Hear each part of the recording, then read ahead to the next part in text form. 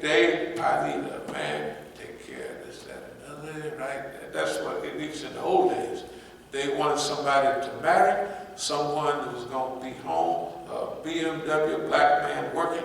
That's what they wanted, right? So all my mother's friends, when I realized what they had did, I was so old, they'd already died, most of them. But they used to say, "Oh, Ethel, he's a pretty little old black thing." Because they knew in those days, light skin, dark skin, that was, especially in the South, they had it worse than other places, And actually, when I was younger, I might have been a little shade or two darker than I am now. So they used to say, "Ethel, he's a pretty little old black thing." And when I grew up and kept growing, I never had an inferiority complex in my life. You know why? Because I was just a pretty little old black thing. They drove it into my head. That's all they referred to me.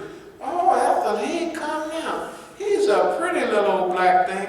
Because they knew what I was going to be dealing with. Guess what? I didn't even recognize it hardly. I paid attention more to color when I got older.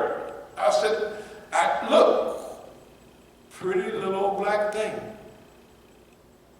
I said, "Man." And then when I realized that I must have been 40 years old or something, I said, "Man, they sure hooked me up." Otherwise I'd have grew up I had to go through all that other stuff. Inferiority complexes, skin tone. I got people in my family that used to look like coons and possums. They would use skin tone cream, bleaching cream. Hands black as tar, a little light around it. I said, I don't know why they changed the color all of a sudden.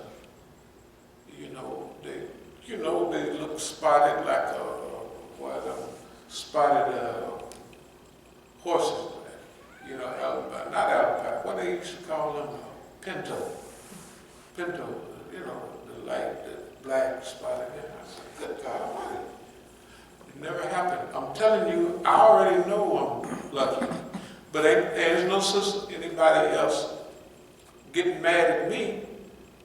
That's what Allah gave me. Now, it wasn't no free ride. All this stuff I had to take, just like right now. You have to be able to take all of that stuff. And you have to be able to take it and smile and cruise right along is a super blessing. Why? Nobody else can do it. Ain't seen nobody do it. Nobody even wants it. The job we have, nobody wants it. You could go offer it, think of mine, go offer it to somebody.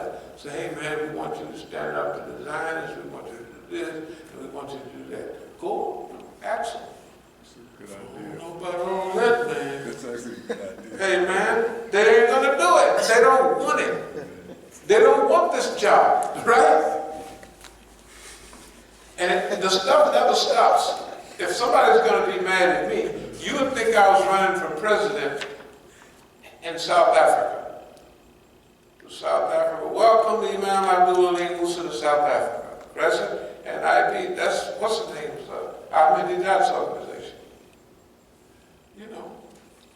Most popular organization in South Africa. We went everywhere. They even got a scale of graph. You know what I mean? Just how many places and these colors mean this, that, and other. It's ridiculous. It's ridiculous. So, if somebody's not screwed on tight, they would be jealous. Something is wrong with our brothers because out of all of this stuff, where are we? We're right here. And where are they? They're sitting up there licking people's behind. Excuse me. Right? It's unbelievable. The people know what we're doing. They know that we done had as many as 8 and 10 Masjid and da-da-da-da-da. They just have one. Not that we count it, that's not what it is. But where's the brotherhood, right? Where's the love and all of that stuff? Those are the things that we have to deal with in order to carry this movement forward. Just what we're talking about tonight. Jealousy, Hasad. You can't be jealous. And the jealous person is always poor. He always, hey man, he is unhappy. And don't let something good happen to you. Show up on TV and laughing and looking at everybody treating you with respect. Oh, Mr. So-and-so. Oh, boy, every time they get mad, they be cutting at their fingers, they be mad.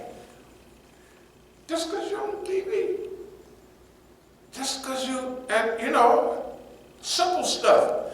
This is insanity. This is a barrier to progress. It's a barrier. It is the barrier. If we can jump over this barrier, the rest is downhill. The first stage is either the system. See, the system feeds not only inferiority complex, but jealousy amongst us all the time. We're the only ones that ain't going for it. Everybody else,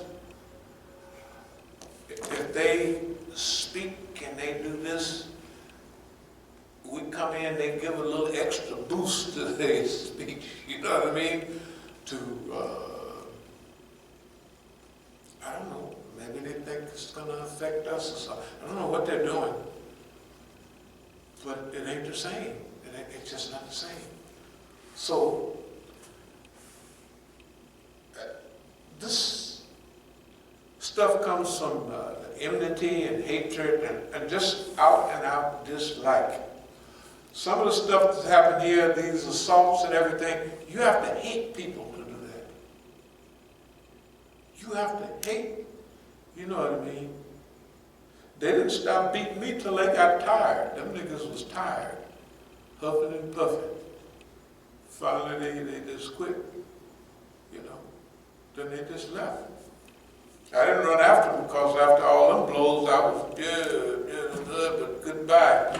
Because I was dizzy, you know what I mean?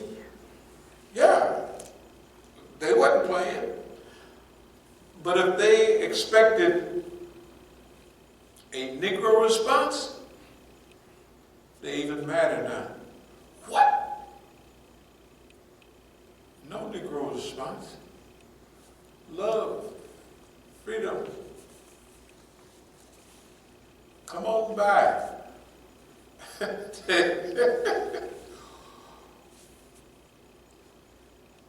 Sometimes it's kibber. As kibber is like Akbar, Kabir, Mustakbirun, those people who are arrogant,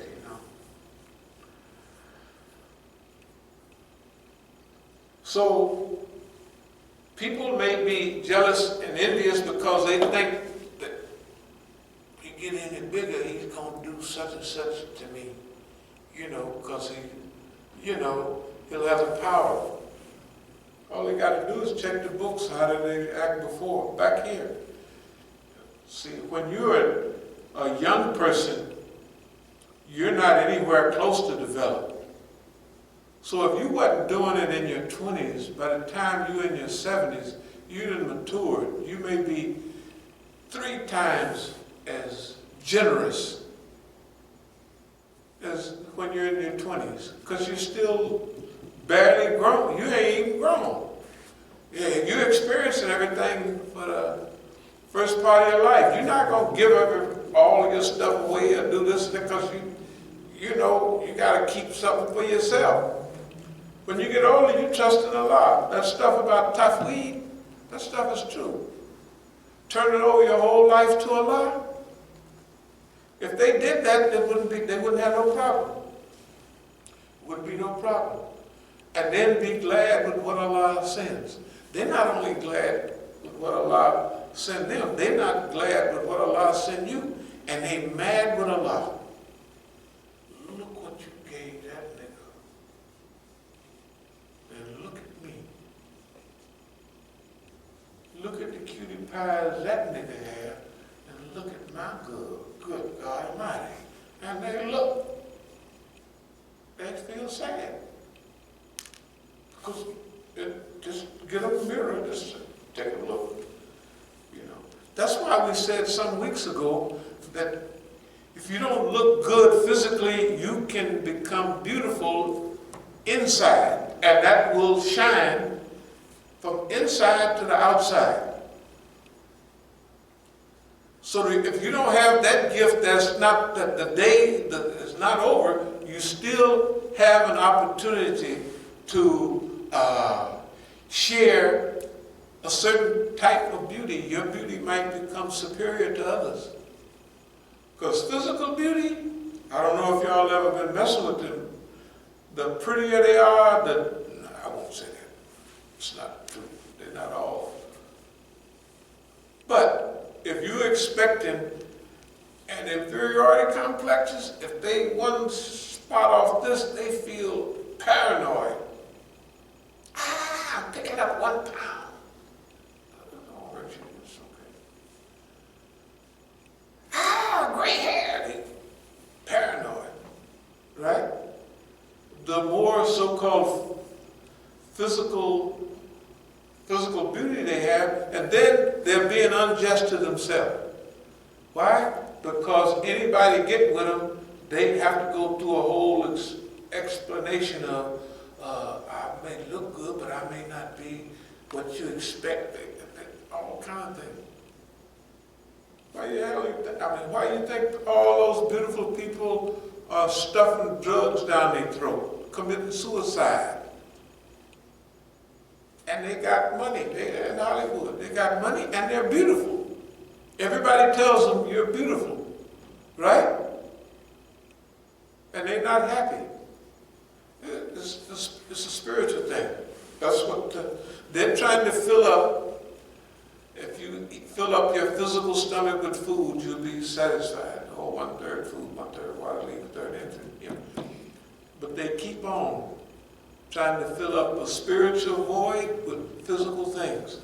These cars, houses, swimming pools, right?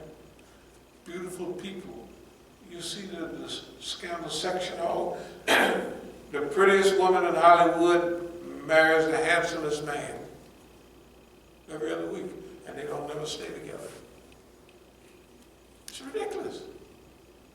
They have what everybody thinks is everything. They have the looks, they have money. People are chasing them around, the people with cameras, what do they call them? Paparazzi, they chasing them around. Hey, and they're not happy. I'm sorry. We here at Masjid al-Islam, As-Sabiqun movement, we are happy, Happy. We're satisfied with what Allah sent us. Again, we talked about wonder the other day. You know, wonder is something. In the Quran it says, people just like us. You go to the bathroom, you eat food. Who are you that you're going to get a big special message? Prophethood or something. They have the same thing about Negroes like this. Who are you to get all of those things? Who are you to, hey, they're in wonder, they're in amazement. That's the best word. It's amazing. They look at, or they're threatened. All kind of stupid stuff because of Jahiliyyah. When we used to have all those people, they'd have, the Mac game and all of that. They used to have women that was choosing. They was one guy they gonna choose. He said, yeah, I'm choosing. I said, you ain't choosing me. I said, I already have tons of money. I have everything. And I said, you would have to have an elastic vagina to make any amount of money like, they were poor. That's what I always thought. Pimps, they was rich to other people, but they was poor. They couldn't hardly pay their car notes sometime, all kind of stuff. It was unbelievable. I said, what? You know, but that's the way they live. They look good on the surface, and they didn't have much wealth. So one of the sisters come talking about, they know you got big money. I'm choosing. I said, you ain't choosing me, sister. I like you, you're a nice lady, but I already have, I don't need to be arguing with nobody about nothing. Right? I'm choosing you. You ain't choosing me. I ain't taking no choosing. Everybody else, that's what they want. Yeah, the blankety blank chose me. What is it? Pretty Tony or something in the movie. Right. Like one of my partners told me, You know the rules. he said they was playing pimps, and we was doing the ones that was in the movie. Right. If you knew Oakland, you would know who everybody was. So Pretty Tony and what's her name was some of the only ones that was Hollywood people. A lot of the other brothers in there, they was real. If you saw a scene in the barber shop and they talking trash, that was mostly my friends, you know. Okay? Choosing, you're going to choose somebody else. They may have fear. I talked about choosing because if he's so-and-so and he got this, he do that, he may take my little girlfriend from me, and you know what I mean, I'll be lonesome. And it's dumb thing. That's the way people think. That's the way people think all day, every day. Okay, so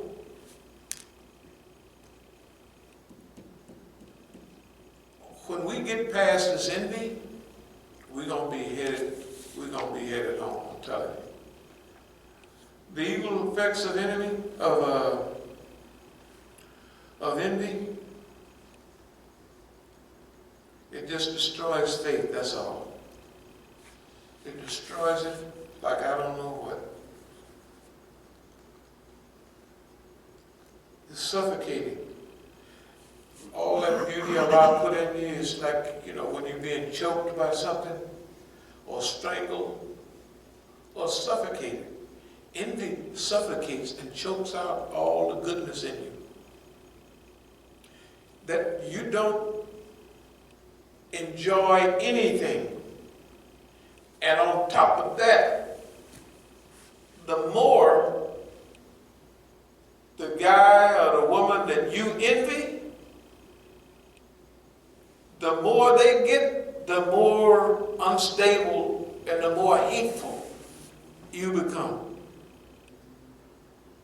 It's unbelievable. Then religiously, the hadith is clear about envy. And the Quran says to seek refuge in Allah from the envious one when he's practicing envy. Good God Almighty. When they doing that, hey man, you've got to seek refuge in Allah. You want Allah's protection. They don't get Allah's protection. Anybody, when it talked about real or imagined or merit or trait, can you imagine somebody going through all of this stuff without Allah's protection? I mean, it don't happen. All of that stuff in Colombia, South America, I was down there and it cost $20 for a professional hit in those days. And I was doing serious business. And everybody there was what? Colombians. And I was a Negro. All those thousands of dollars, they could have bumped me anytime they wanted. And ransacked places, and they could have found most of what they was looking for. Yeah. When Allah got you scheduled for a mission, Allah gonna make sure you get that done. And Allah's gonna give you and train you for every fight you got coming. This is what we want people to understand. This stuff is not just specifically unique. They can get their part of it too. That's what redemption and all of that stuff is about, right? If they clean up their act, Allah will protect them from avenues they don't even know about. They won't, you can't imagine the protection, because the Quran talks about enemies that you know and enemies you don't know. The ones you see and the ones you don't see. So, tafweed is turning over your affairs to Allah. After that period of wandering in the wilderness, that's what we did.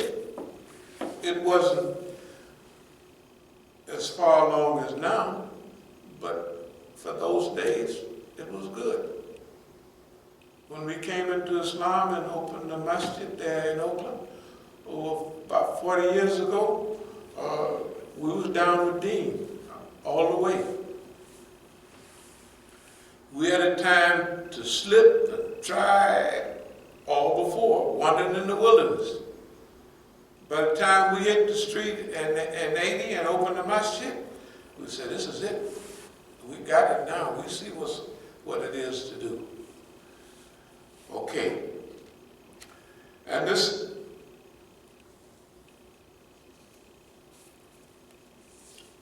right here, I don't know if y'all remember, this is Masjid Al-Islam, Philadelphia, Pennsylvania. This is our contract, you see all on the back. This is when we first did As-Sabiqun. And the first thing we resolved, take Surah Musa, ayat 59, as a guiding principle of our actions. O you believe, obey Allah, obey the Messenger, and those charged with authority among you. If you differ in anything amongst yourselves, refer to Allah and His Messenger. If ye do believe in Allah and the last day, that is best and most suitable for final determination. You ever seen the thing with John Hancock? This is Mukhtar Ali Mujahid, the biggest signature right here. This is Mukhtar's signature. Everybody else just put little stuff. Not Mukhtar. It looked like John Hancock. Right there, that's his name. That's his name, Mukhtar Ali Mujahid. Bigger than anybody, even bigger than mine. But see, it was a pledge. All of this is